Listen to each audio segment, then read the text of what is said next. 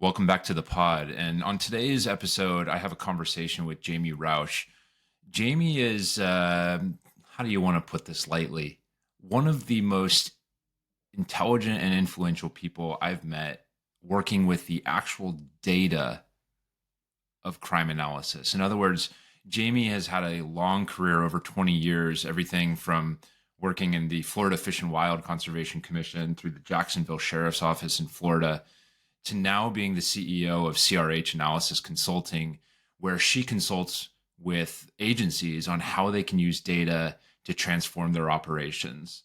So this conversation has some amazing bits in it, particularly around bringing in the concept of a chief data officer, how agencies can actually leverage the data to do something with it, and what all the technology flooding into public safety right now means for the rank and file. I think you really enjoyed this conversation. I certainly did. Let's get to it. You have like a really deep understanding, it seems, of how agencies can actually use crime data. That's a pretty distinct thing. And I think a lot of people don't actually understand how agencies use crime data and what they actually do with it. So do you mind kind of giving me a little bit of an overview of the type of data you work with and how it impacts agencies, maybe from Jacksonville all the way through what you're doing now? Yeah, absolutely. So I tell organizations that data is your greatest asset right now, right? That there's essentially the importance of having a data strategy and understanding how you can use data. But, crime data is the one that everybody just kind of gravitates to, right? It's your CAD data and your RMS data and maybe your corrections data if you have a sheriff's office or a locality. That's where people tend to think that the center point of analysis within police agencies resides. But when I teach about data, I like to talk about it with multi layers, right? So what's happening in your own organization, like what you're collecting, whether it's an officer on the street or it's your dispatcher, is one set of data. But then there's a larger local criminal justice type of data set, right? So it's important to think about, who is in your jail and what phone calls they're making and their commissary accounts and who's visiting them, right? These are the next level of data. And unless you're a county agency, you don't have the benefit of having access to all of that data. So you have to go get it, right? As you're just a small city department, you have to find ways to go get it. And then kind of the next layer is essentially your governmental data, right? So, we have 411 systems and 311 systems and people calling in to put service requests in and they complain about their neighbor and they complain about overgrown lots and they complain about waste management issues, right? All these things are tied to crime though, right? Because we know from crime theory that data is going to tell us likely where people, can be concealed, where people, will congregate, where they're loitering, all of those things are important. So that's the next level of data. And then all of that is still within your city county, right? So as a police chief or as an assistant chief or a deputy chief, these agencies have the ability to go get that. It's their own partners, right? It's the people they sit across the table with and Right. have conversations on a routine and regular basis. Yeah. But then from there, you're talking about now state data, right? So state Department of Corrections, the larger criminal justice data, prosecution data, that stuff can reside obviously at the state level. And then from there, you start thinking about what data exists at more of a federal level that you could essentially get access to. And so those things kind of broaden out, but I teach people that data is unlimited and where you get it and how you can mash it up essentially with your crime data. What you think of as your day to day is just an unlimited thing. And just, you should always just try and go and get it. Right. One of the things that strikes me as you're talking about this is I've been learning this industry over the last 4 years and change as I started Multitude and started growing here. It takes a real fluency in knowing what's out there and able to be analyzed, like commissary data. I'll admit this is the first time I've heard of commissary data as a crime analysis source. Yeah, That's of course. cool. Yeah. I want to maybe double click on that. But two is you and the folks of crime analysis teams are maybe fluent in this, but are the leaders of sheriff's offices and police departments, are you finding that they're able to speak this technology with you? I mean, No, and no, no, and no, right? And the ones that are incredibly rare in our profession, right? So the reason for that is that, most corporations have had chief data officers, they've had data strategy for years and years and years, right? Data governance and cybersecurity parameters around data, all of that stuff has been existing for so long. But if you really look within policing, there's a handful of chief data officers. There's a handful of people who design data strategy for the organization. And so they essentially are these informal leaders in the organization.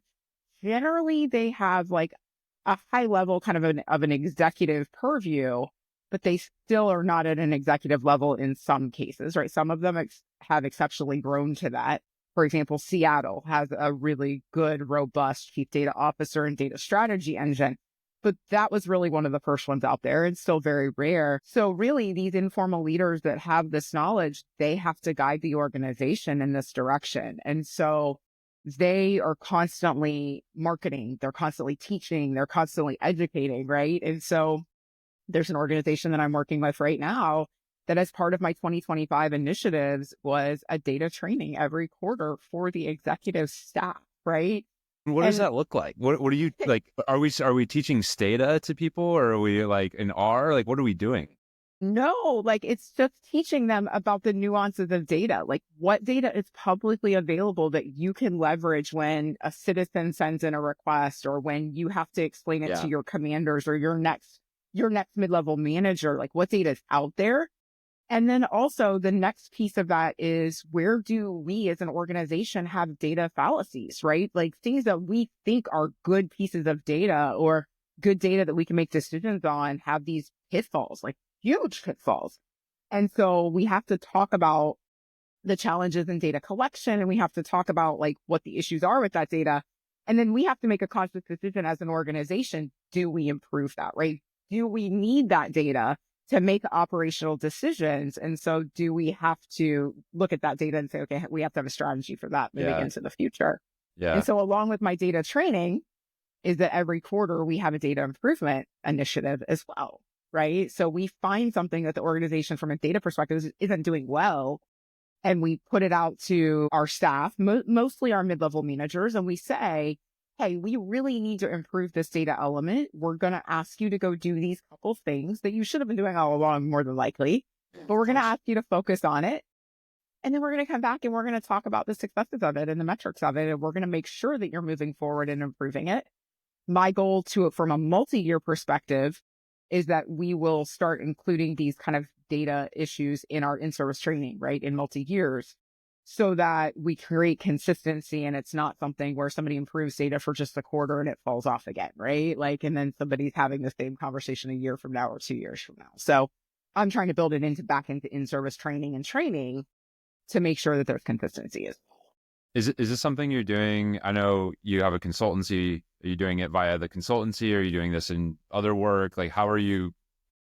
I know you've touched like every corner of law enforcement, Jamie, but like, I've how been are you very doing it? fortunate. Yeah. Yeah. No, so this is actually done through a consultancy role that I currently have. So, I would say 99% of the work that I'm doing right now is through my consultancy. And it gives me a unique place because I'm an outsider to the organization. But in many of the That's organizations I important. work with, I'm a trusted advisor, which I am blessed that the organization sees me that way. But it gives me the opportunity to really have conversations like this and help move the needle. But most of the organizations I work with, the other thing that I'm doing as a consultant now is talking about long-term sustainability.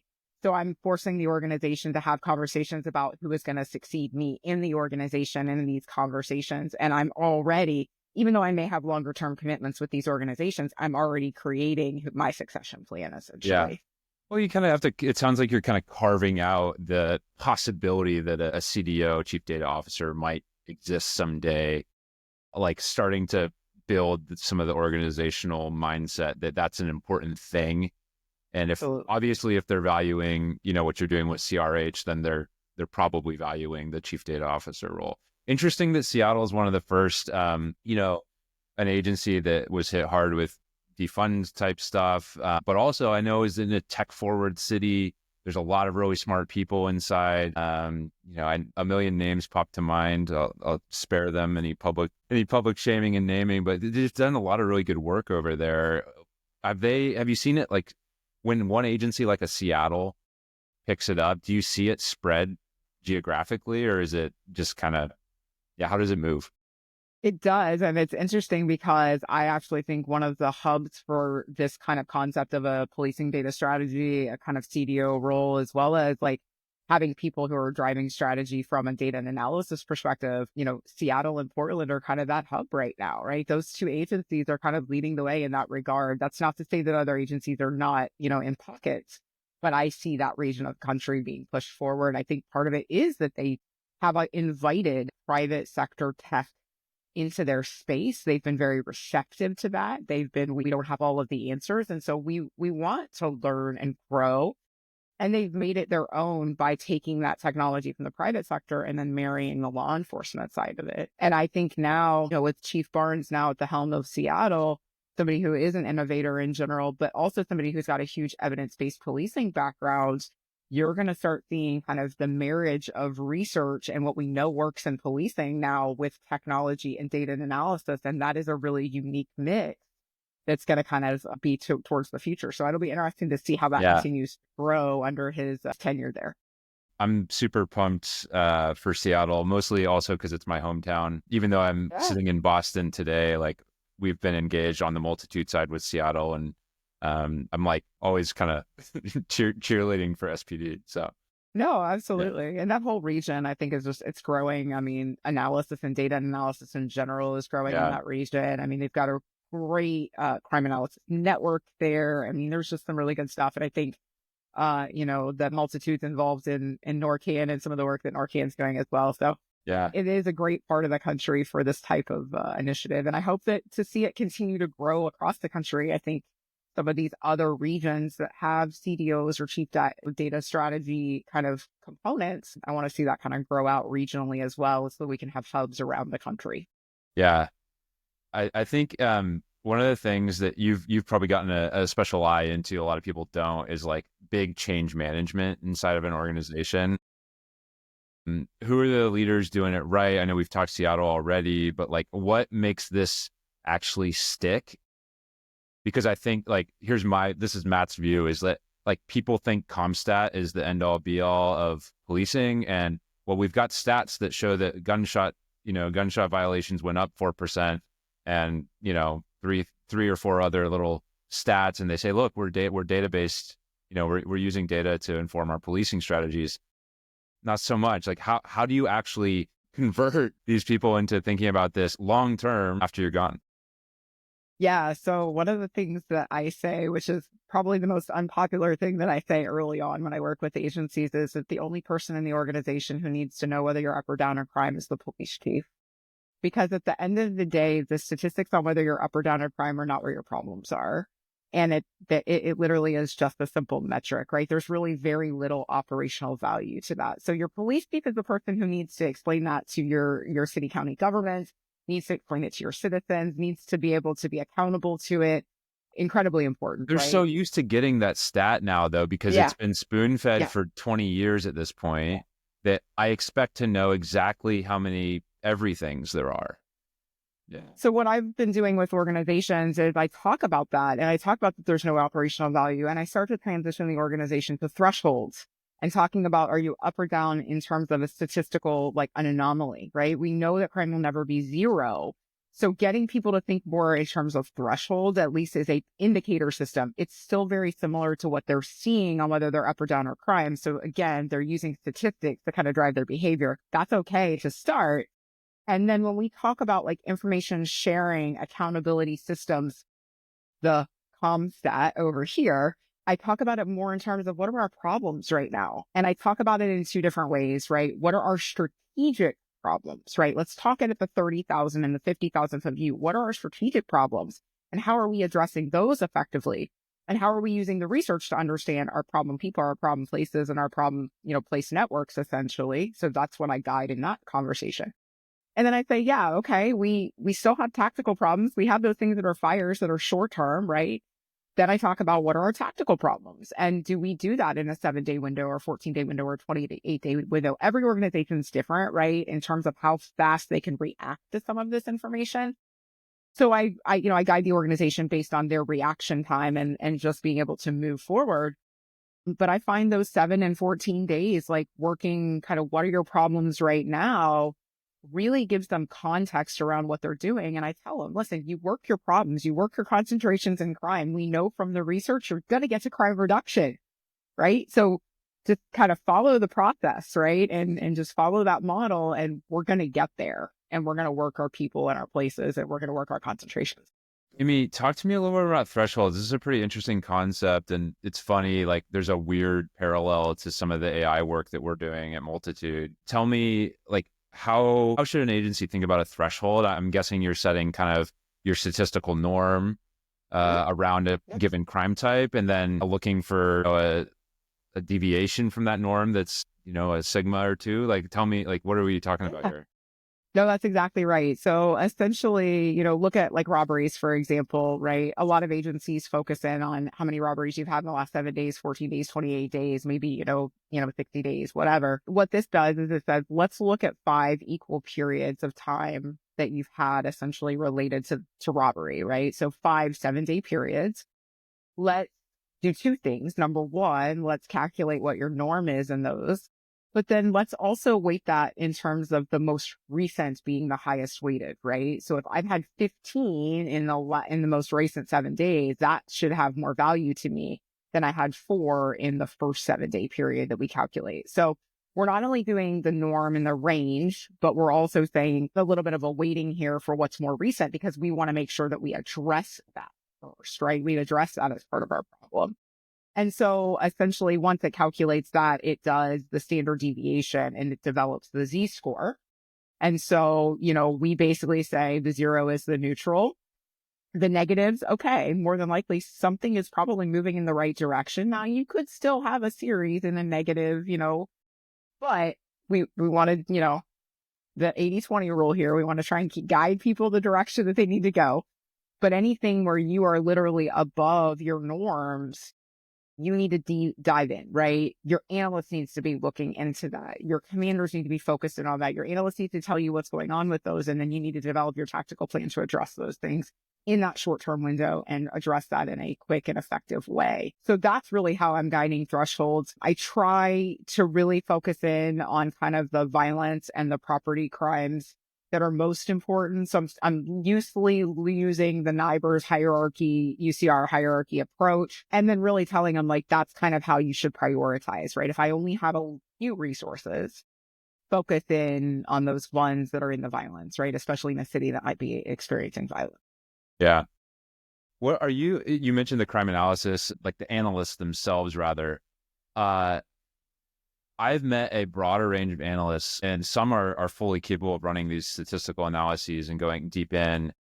Is that statistical work going down at that level, or is that staying up inside of a specialized unit? And then you're saying, hey, analysts, go into the source and the mapping and like from there, or are you actually having analysts in the trenches, so to speak, on the heavy lifting of statistical analysis too?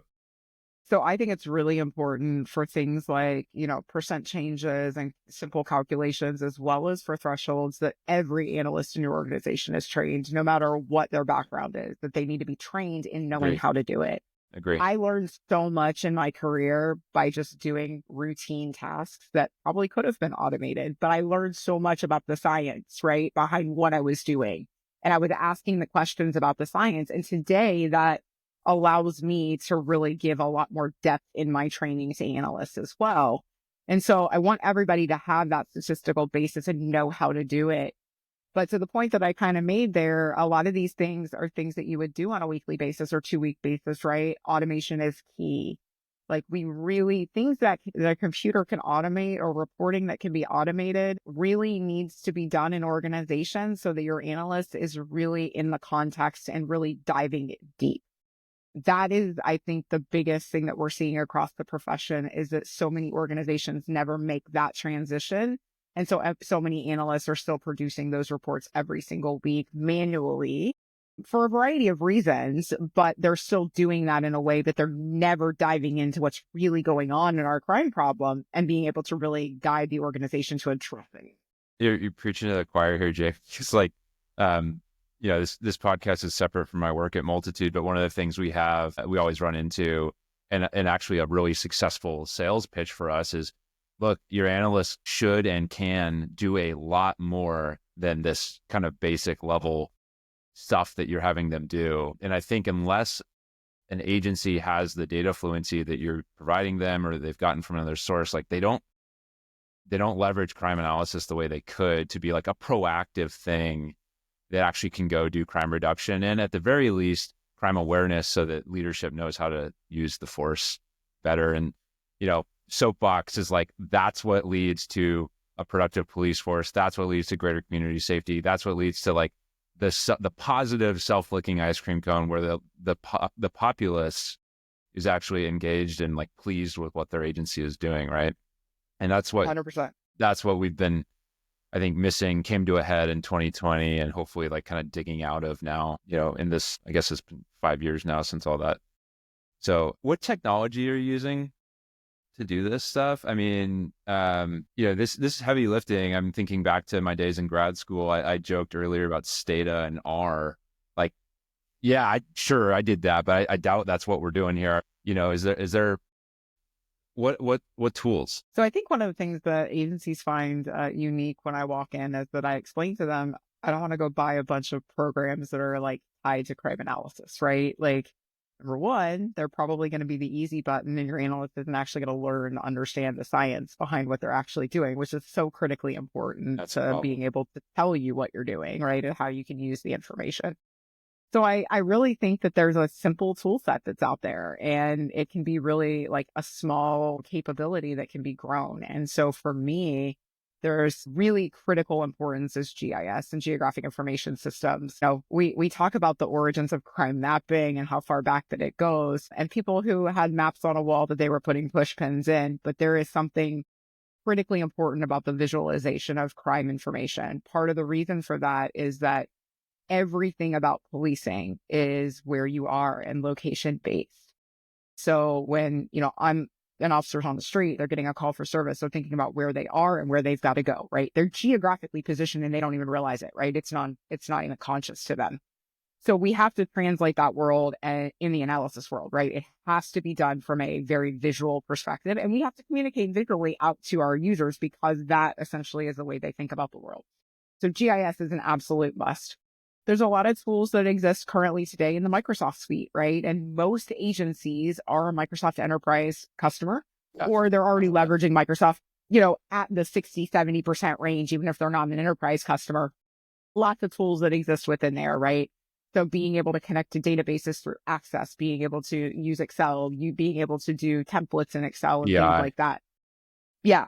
Then the automation piece, right? Power BI. I think that's the next place where you're looking at the ways that you can leverage getting lots of reports out in an automated fashion. Power BI has the ability to visualize as well as give you some of those statistical things. So that becomes really important. And then from there, it's literally about like those other tools that help you do the work better and more efficiently, right? And so then we get into workload management of the analysts. So how do they get their requests? How do they tag their requests? How do they essentially track their information? And then the next piece is the dissemination piece, right? An analytical product that is not disseminated effectively is doing nothing for your organization, right? And so woman after my own heart, Jamie. I did not pay her to say that. But it is really important because the dissemination mechanism is something that agencies think is an afterthought and they don't understand the value of that. And where I find the dissemination being critically important is the fact that law enforcement agencies really struggle with internal communication, right? And for a lot of different reasons. One, secret versus share, but also just not knowing how to communicate to the people who it matters to, right? I got a case in a district. Do I need to tell the district detectives? Do I need to also tell, the community response teams? Do I need to, dissemination of analytical products has to be wide and broad to be able to say, hey, there's an officer that lives in that block that happens to know the people and what's going on at that particular house. Let's leverage that individual's human intelligence and what they know to help us with this problem.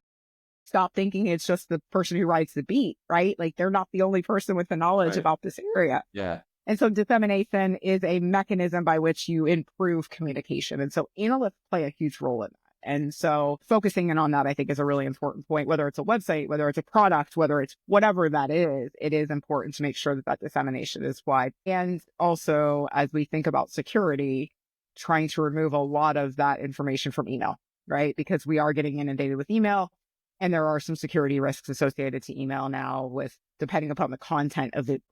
It's funny. I mean, you're speaking like this is directly in what we're doing with Bulletin, but on the security piece, I got a question the other day from a potential customer that said, Matt, this is fantastic. We love what you guys are building, but what if somebody takes a screenshot of this bulletin and leaks it to a gang member? So yeah, that could happen, but not to be too dramatic here, but this is an officer safety one. What if you didn't send out that officer safety statement, right? What if that never made it out to your people because you were so worried about security? And so I think we are doing a lot of things to make sure we've got a fully CGIS environment. We've got things inside the application that make it trackable if we do get screenshots, but we're trying to educate on the balance between operational security and information flow. And Absolutely. that is, that's from my time in the Navy. OPSEC is balanced with the classification level that everything's in. If everything's sitting at the top secret SCI level, I'm sorry, you're shit out of luck if you're trying to get it down to my grunts on the ground. Like they don't have SAP access. They can't be on a yellow JWIX machine in the field. Okay, how do we talk to them? Right. And so we're running into the same thing inside of law enforcement. It's nice to hear you say it, that it's not just us and trying to find this balance. What I would tell your prospective customer in this particular regard is it's like, okay, but they're probably already doing that anyway through taking a screenshot of email or taking a screenshot of a CAD system or taking a screenshot of a records management system, and you have no tracking of any of that either. So, you're going to something that actually has a tracking mechanism and you're worried about that, yet you have zero understanding about the other mechanisms that it's already happening in and what the magnitude of those other mechanisms are. And it's the same with actually like closing the loop on reporting. As we adopt more intelligent systems, you actually get reporting on who's actually looking at what the crime analysts are sending out and who's reading it and who's spending time consuming it. And we've found that the numbers can be low. And previously, nothing has changed. You just now know that it's low, right? And so a lot of what I'm spending my time on right now is educating the analysts and the crime analysis units on how to build products that, for lack of a better term, drive engagement.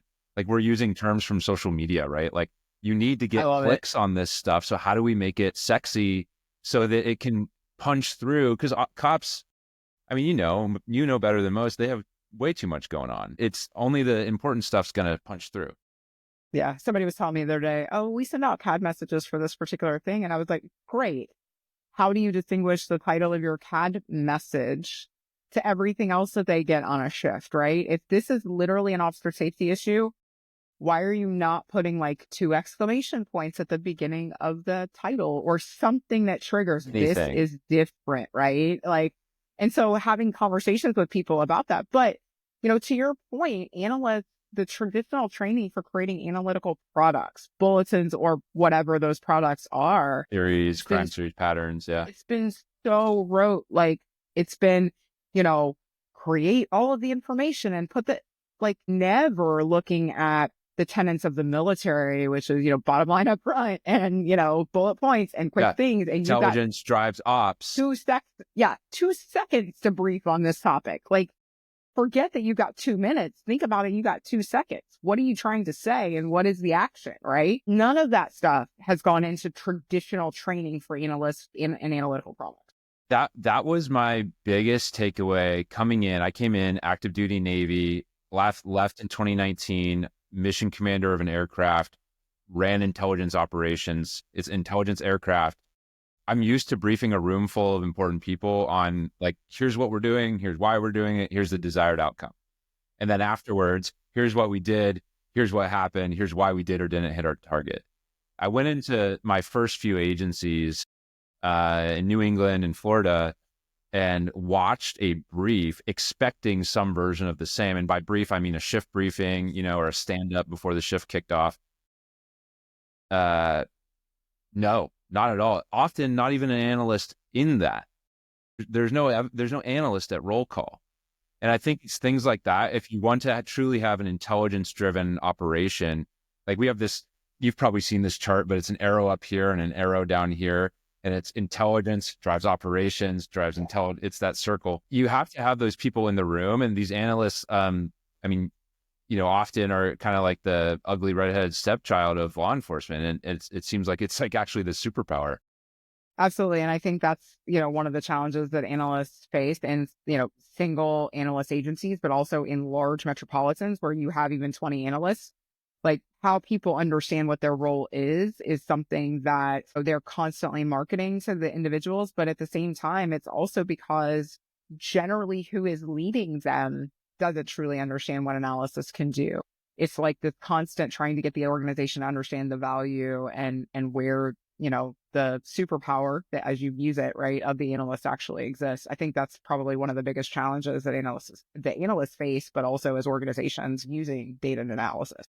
Bright spots. I've seen Connecticut State Police are setting up a new intel unit that's kind of, it's framed as an intel unit, which is interesting, but it is totally an analysis. Like, let's kind of combine this like real-time crime center thing with crime analysis, doing some cool stuff over there. We're seeing some other of like similar constructs pop up in parts of the East Coast, which is cool. I feel like it's always out West where they're leading with some of that stuff. It makes me think about AI, obviously, and AI, like you're across, like, what are you seeing? How is AI getting used to like help accomplish some of your goals with your consultancy? Like, how are you seeing agencies adopt it? Yeah. So I think one of the fallacies is that people think that AI is new because generative AI is relatively new, right? The progression of generative AI over the last couple of years is, a very large exponential trajectory. But AI in the law enforcement space is not actually new, right? So if you really look at the more broader definition of AI, auditing of body-worn camera, being able to use large language models against body-worn camera, that is an AI feature, right? So one of the things that I'm working with in organizations is trying to get them to identify where AI already exists. Like, stop worrying about this generative thing over here for a moment. Like, where does it already exist? Because that's going to become a public trust and public transparency issue. So that's one place.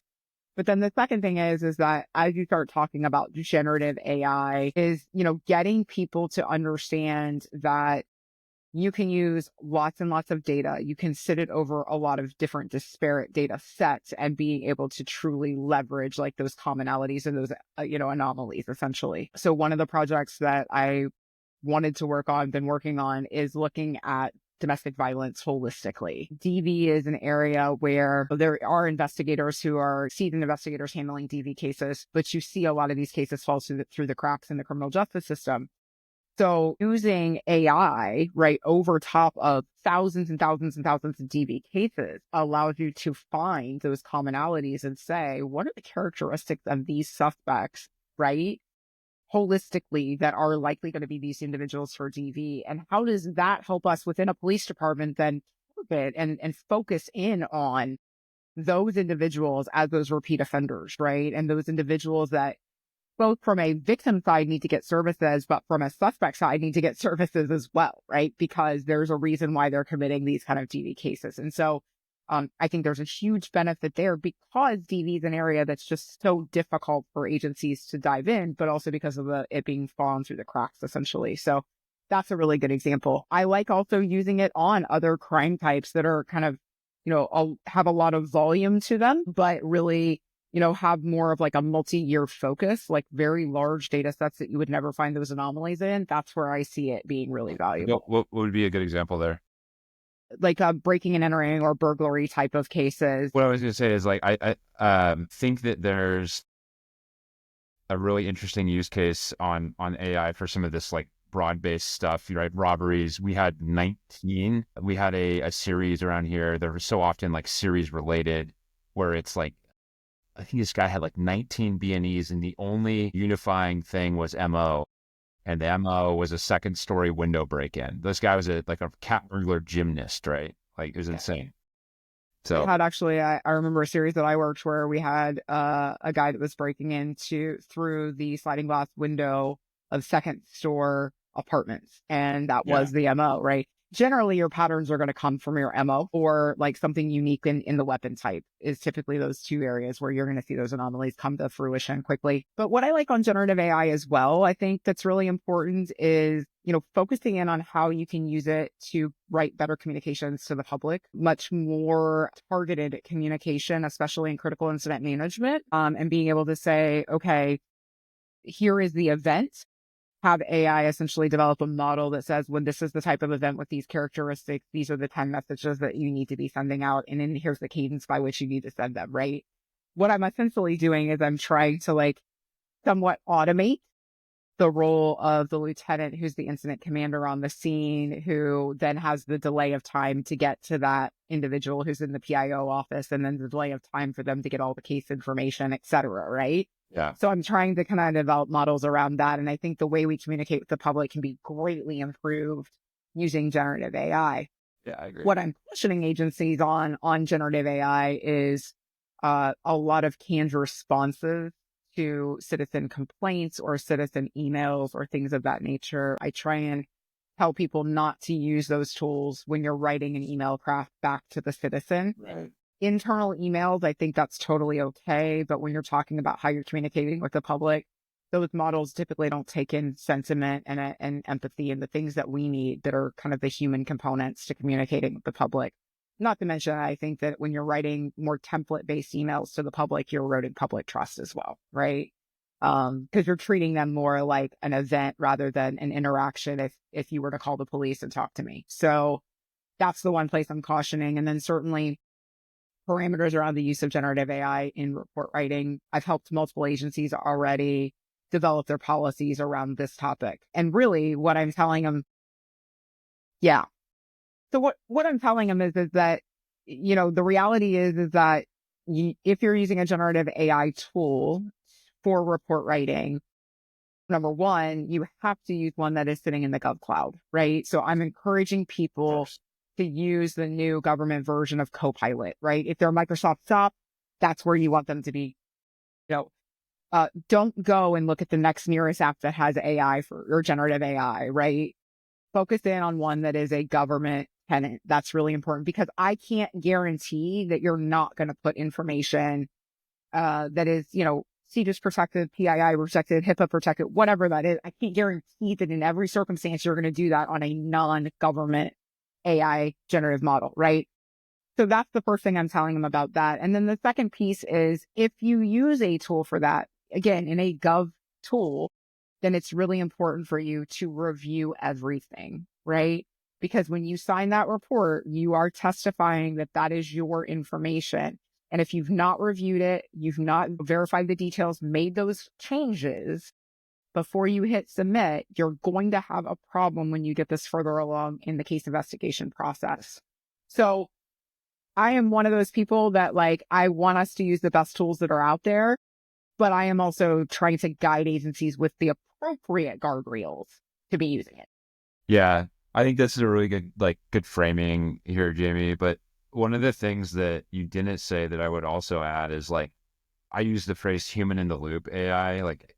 That's kind of, I think what you're saying, but what I've found that defense attorneys are getting pretty tech savvy, right? Sure. If these agencies are just throwing out these AI reports and these, officers are signing them and sending them along, it's not long until they start asking the question, oh, and which service produced this report? And, can you verify the information that went into it? And what was the source material and what date was that created on? And you're probably going to end up losing a lot of these cases when they actually go to court. One of the things that we've really focused on at Multitude is we have a core tenet that a human decision has to be made at any reasonable step. We will automate the collection and the summarization and the initial first pass analysis, but we're never gonna leave it to the AI to be and therefore Jamie is guilty Jamie is the unifying suspect. Her MO is the same. It is Jamie for sure, based on this pattern series trend. What we do is here's 5 pieces of data. You look at them, but we found them for you, and go, then go forth and do good things.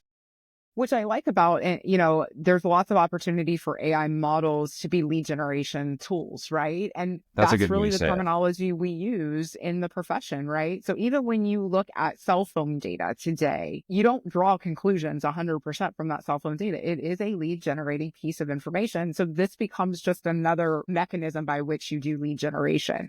Yeah. One of the other areas I think that this is really important too is with real-time crime centers popping up, with analysts having access to more camera feeds, with agencies getting hundreds and thousands of cameras that they have access to, being able to use the AI on that video and be able to say, I need everybody with the red sweater, right? That is an optimization. But everybody with a red sweater is not your suspect.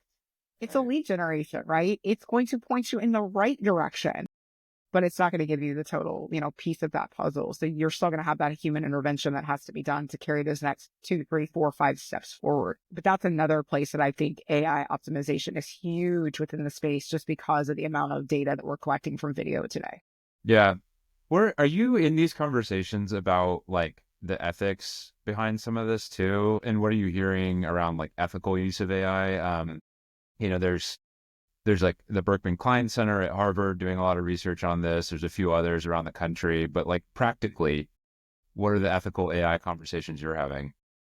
I mean, I think the one thing that everybody is asking is, how do you train your model, right? And how do you ensure that you do not have bias in the model? And people, unfortunately, it's people like me who have a little bit of knowledge of how this space has been developed over the, multitude of years that have been out there.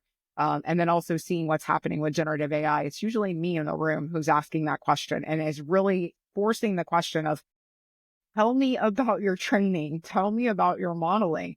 Tell me what your initiating data set is, because if you are using your own data and you're training against, it's probably going to have bias initially, right? So how do you as a company augment that in any agreement, legal agreement that references the use of AI? We ask for more specific language in, have you addressed bias? And do you believe that you have a good faith effort in addressing bias? Those are really some of the most important conversations as well. But I also think that it takes somebody with a certain level of data knowledge to understand that if you go to a specific neighborhood and you pull data in a specific neighborhood and you use that data to train a larger model, it's going to have bias in it, right? But it's going to have bias in it for a variety of different characteristics. It's something like geography. It's going to be associated to region. It might be associated to language. It might be also associated with socioeconomic, factors. There's bias in multiple different ways, but not a lot of people understand data to a level that can have that conversation with a vendor who's, using an AI model or is training an AI model out there. So I think from the law enforcement side, the ethics conversations are very, very, very cursory right now because people are concerned about it, but they don't know why they're concerned about it, because they don't know enough about the training of these models and how these models are being developed in order to ask the right question. It's great points. And I would say, here, I'll borrow from improv. Yes, and. Yes, and I don't know that many of the models being used by applications, like even the Axons of the world, are much more than an OpenAI model wrapped up in some different UI, quite literally. And I think, and I'm not sure that that's actually a problem, Jamie. Like at some level, people are like, oh, you're just wrapping ChatGPT in some police framework. But I do, if you look at, like, if you zoom out to the actual like data layer of the technology industry, I think that will become the norm, is that there's going to be 3 or 4 core engines of AI out there. Think of it like the search engines of today. You have Google, you have these models will become, commodity. And what you do on top of them, the workflows and the kind of the unique prompting, is actually the software engineering that matters. And so I would encourage, for any of our like tech-minded listeners that are in purchasing procurement roles, like, questions you should be asking is like, what are you doing on top of the OpenAI model that's being used, right? Because that, you're not changing that. That's massive. It's got more data than any of us could ever hope for. But like, what are you asking the model to do? And, are you using adversarial training techniques? Like, what are you using to go the next step? Yeah. And I will tell you that I have a preferred AI model. I have a preferred AI vendor out there because they have taken the OpenAI model and they've created multiple models on top of it. They've added Can you tell additional me? models to it. Yeah. I'm happy to share, but they've added additional models to it. And so it's much more robust in the ability to train out, bias and those sort of things. That vendor is Capital AI. Capital AI. Okay. Yes. We'll take And a look. I want to write that down. there's a lot of innovation that is happening with Capital right now. The product has improved. They are very agile in terms of putting improvements into their product, but they are using open different models essentially to the customer. What I love about it also is you can select which model you want to use based on your particular use case as well. So you actually have a little bit more control about saying, yeah, I'm fine using just the standard open AI model, but I also want to add perplexity. I want to add these other models in as well. And so the other thing that they have They're that I think American, is right? they are. And so they were founded by Sean Modi and their CTO, Tom Halloran, two people who have worked in this space for a long time and very gifted individuals in this area. But one of the other things that they've really built their capability around is that you as a customer also can add your own sources to augment their model. And I think that's an incredibly valuable thing, especially for government agencies, but more importantly for law enforcement agencies, because we can take the good known cases, the good known information, drop that in, and then augment the model with our good known type of, use cases and build out a better appropriate model for whatever city it is or whatever county it is, right? There's going to be those nuances for each agency. So, Oh, that's and then interesting. the other, Localizing some of that data. yeah, And then, yeah. the other thing that I really, you're starting to see this a little bit more, but they were one of the very first providers out there that also attributes all of their content. So they actually have, when you produce a document, they actually have the exact citations associated to it. Yeah. So I tested them against like the topic of body worn camera and public transparency. And, when I ran it the very first time, the first three sources that they pulled back in that particular topic, building out a document, were the three that are the most trusted sources that I go to for that topic, right? So it's again kind of validating as well. And being able to see the sources also allows for validation. Yeah, I mean, being able to see the sources is like removing as much black boxiness as possible. It's like never fully possible, right? But yeah, that makes life better across the board, especially when a guy like me has to stand up in front of a city council and explain why what we're doing is safe and as ethical as possible, and communities that have legitimate concerns about their police force that we want to be able to speak intelligently and accurately too. So okay, I want to like I've been asking a couple of people this as we've been going through, but like, what is your kind of spiciest take on law enforcement, the public safety as industry as a whole, like something maybe that everybody's missing and we're doing wrong, take? I would say that right now, one of the ones that continues to come up is something that you mentioned earlier, which is change management and actual successful implementation. And that is of anything. I'm not talking about just technology, but also of how we implement tactics and strategies and doing those with an appropriate feedback loop. The industry is struggling in this area. And I think the reality is that you have people who've been great police officers and deputies and corrections officers who promoted up into organizations. And we've got a executive level across the country right now, people who are very, very gifted, but never in any of their previous jobs actually did implementation of something, right? And I mean that from planning it to actually going through the process of configuration and management and actually designing and then implementing effectively, but then doing the other part of it, which is what did we do right and where did we fail and how do we learn from it on the next one, right? After action. Yep. No organization out there right now has a repository of their previous projects and their after action reports in a way that says, how do we make sure we don't make the same mistakes twice? Just doesn't exist. It's mind blowing. That was just normal part of the process for Absolutely. every mission. in the military. 100%. Yeah. 100%. And so right now that the agencies overall are struggling for that. And so I'm encouraging organizations to get project managers. I don't care if they're from the law enforcement space or not, but people who have actual project management understanding, people who are experts in change management, bringing those people into your organization. If you are literally going to implement 3, 4, 5, multi-million-dollar projects in a 2-year period, you need people to help guide that successfully. And more than likely, that skill set does not exist within your department today. So that is, I think, the real big challenge that people are facing. And I will tell you, we are going to continue to see law enforcement agencies spend money that is not done in the most optimal way. We're going to watch law enforcement agencies continue to be inefficient and ineffective in the way that they actually serve the public because of challenges like this. And it's going to come to head. It's a matter of time before it does, whether it's going to be, why did you spend, $1.2 million on something that 2 years from now you're trying to go find another solution because you didn't implement it correctly? Or why are you still having traffic officers sitting in the same intersection, writing the same tickets over and over and over and over again when the problem is now down the street, right? So it's as broad as that across the profession, and definitely an area where there's huge needs for improvement. Yeah. Yeah. I like the hot take. You prompted one other thought though, is you mentioned the funding side of things.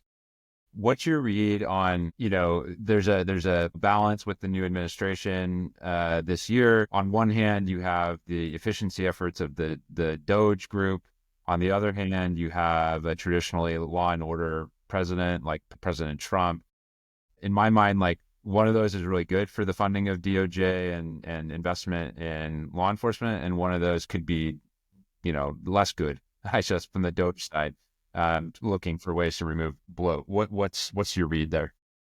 Yeah, I think this is going to be a really big challenge, probably, well into the future, not just necessarily in this administration. But I think that you're going to continue to see funding cuts in law enforcement in a variety of different areas. I think much more traditional styles of policing and traditional approaches in policing are probably going to be funded pretty clearly as they've been in the past. I think more of the non-traditional approaches to handling policing, especially those that are driven by research, especially those that are driven by more evidence-based approaches, and then more innovations, I think, that are doing things out of the box or adopting things from the private sector or adopting from other governmental entities. I think you're going to continue to see cuts in those areas. At least that's the read that I have, as of right now, based on what I've seen over the last 3 to 4 weeks. So, we'll see long term. I will tell you that through my networks that I did notice that, with the grant funding cut, they've also, kind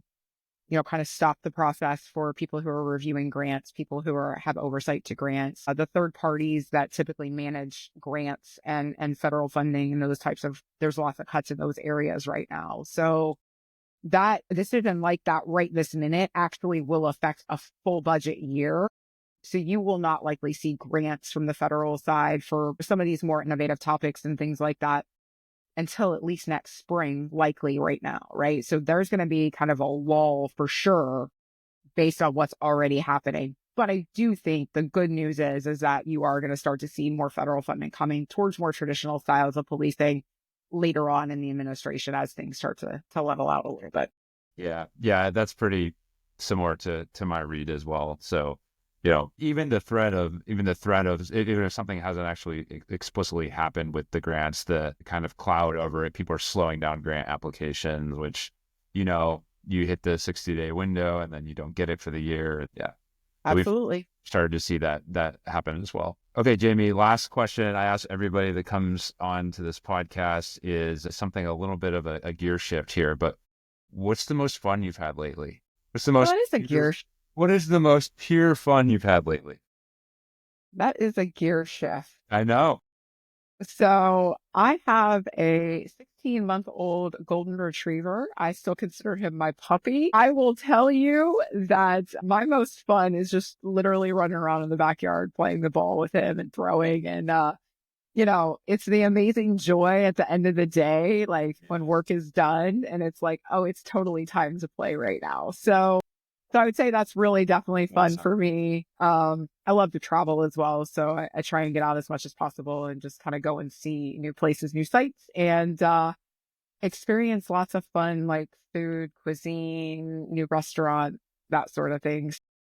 Had a really great experience at a restaurant here in Atlanta, highly rated a restaurant here this past weekend. So You guys have both a of good those are food my scene fun. down there. Oh yeah, Atlanta's going is great right now. Yeah, no, All it's a good. I like the Atlanta food scene. It's pretty solid. And you can't see it, but at my feet right now is my 10-year-old golden retriever, Jake. He I love it. I down love here, it. he down Goldens here are the best. was warm. Yeah, Goldens are the absolute best. Yeah, So it's been a fun time with him over the last 16 months or so, and I'm super excited for all the things that are coming. So yeah, awesome, cool. Well, Jamie, thanks for coming on. Really enjoyed this conversation. I think we covered like a lot of very substantive topics, and I think everybody's going to really enjoy this conversation. well, thank you so much for inviting me on. It was a great time.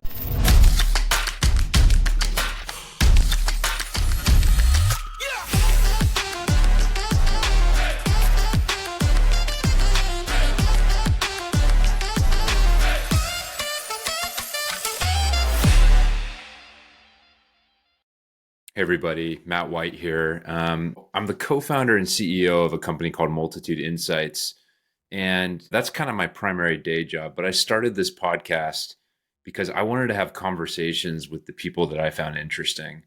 So that means the people on the front lines in law enforcement. It means the investors investing in companies, building in public safety. It means leadership and all the people that kind of make this thing work. Right. So if you enjoyed this conversation and you want to see more like it, please hit the subscribe button, the like button, the follow button, whatever it might be on whatever platform you're viewing this on. And I'd love to have you along for the journey. Talk to you soon.